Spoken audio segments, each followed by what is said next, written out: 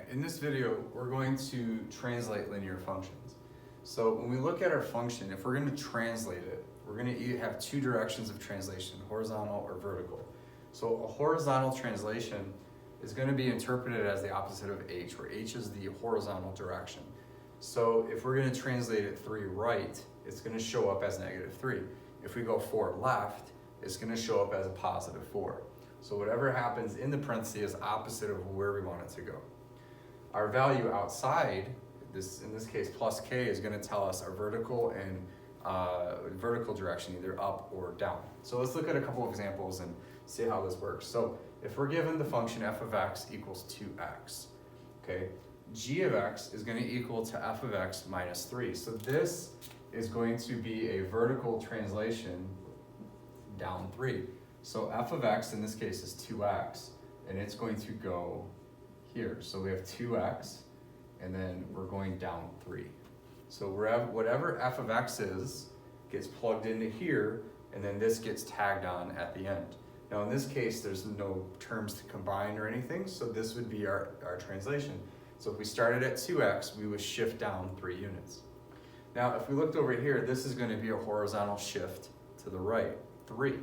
So in this case, f of x minus 3, okay, so we have 2 times x. Well, in this case, x is going to be x minus 3.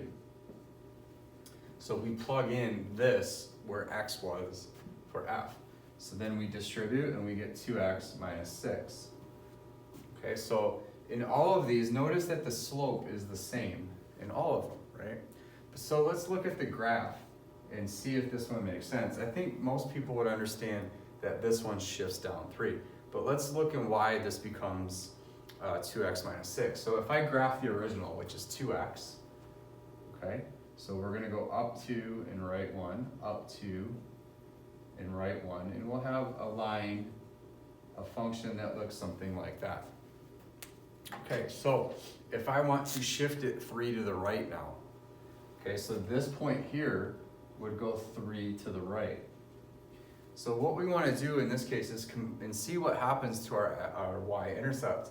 So it should be -6 if we shifted this correctly.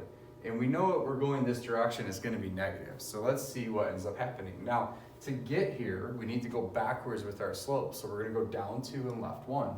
So we go down 2, left 1, down 2, left 1, down 2 again. And we see that we cross at -6, okay?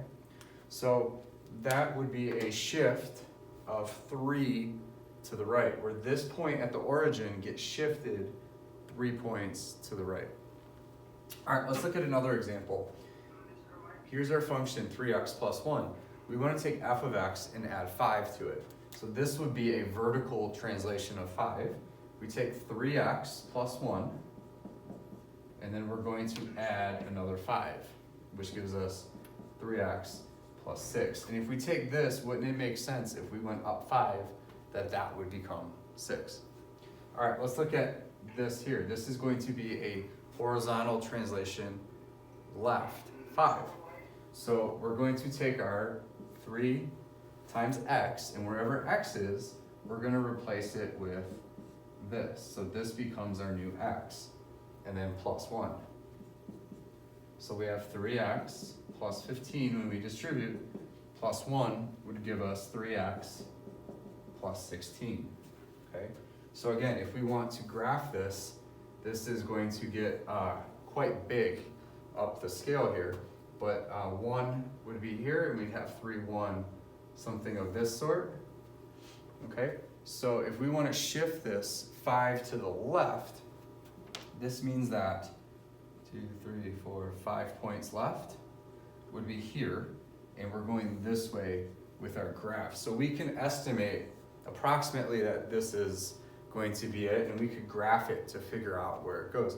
So two things you can look at when talking about horizontal and vertical translations of graphs is look at the origin, or look at the x and y intercept of the graph, and move that point of the translation rule that you're dealing with. And that should help you determine if your answer is correct.